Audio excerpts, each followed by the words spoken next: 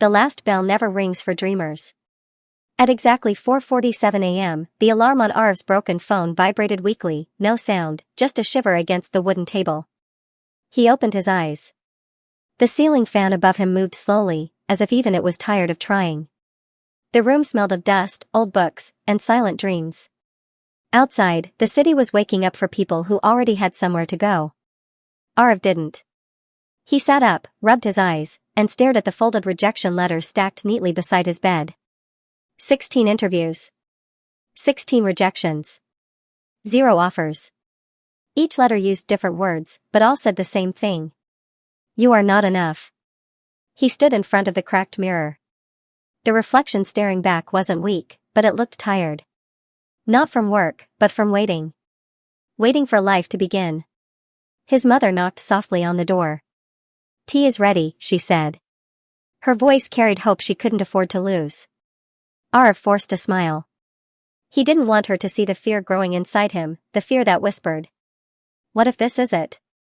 What if I never become anything? The breaking point. That evening, Arv sat alone on a bench near the railway tracks. Trains roared past him, each one carrying hundreds of people chasing destinations. He wasn't. He was thinking of quitting. Not loudly. Not dramatically. Just, quietly giving up. That's when he noticed an old man sitting at the far end of the bench. His clothes were simple, his shoes worn, but his posture was straight, unbreakable. The old man spoke without looking at him. You look like someone waiting for the world to give permission. Arv frowned. Permission for what? To begin. Silence hung between them, heavy and uncomfortable. I failed, Arv said finally. Again and again. The old man nodded. Good. Arv laughed bitterly. Good? Yes, the old man said calmly. Because winners are not made by success. They are made by refusal to stop. Arv looked at him. But what if I try my best and still fail?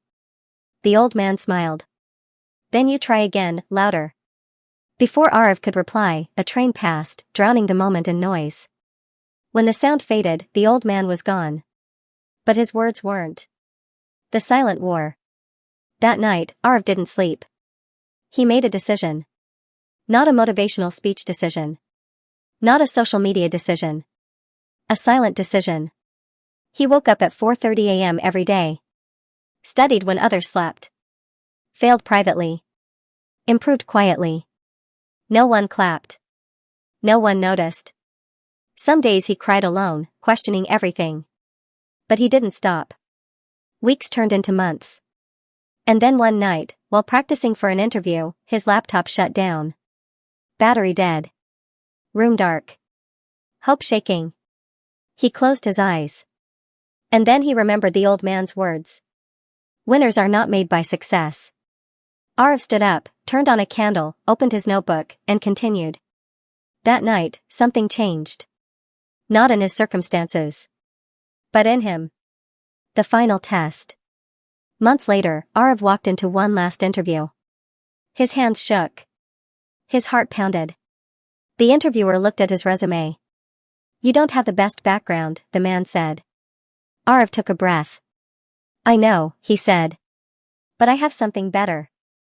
The interviewer raised an eyebrow. What's that? Arv looked straight into his eyes. I don't quit. Silence. Long, heavy. Then the interviewer smiled. The bell that never rang. Years later, Arv stood on a stage, speaking to hundreds of people. He paused, scanning the audience. I waited for life to give me permission, he said. But life doesn't ring a bell when it's your turn. He smiled. You have to stand up, even when you're scared. Even when you're tired. Even when no one believes in you. The audience erupted. But Arv knew something they didn't. The real victory wasn't the stage. It was the night he almost quit. And didn't. Final message for the viewer. If you're watching this and feeling stuck. If your dreams feel delayed. If life keeps saying not yet. Remember this. The last bell never rings for dreamers. You ring it yourself. Keep going. Your moment is closer than you think.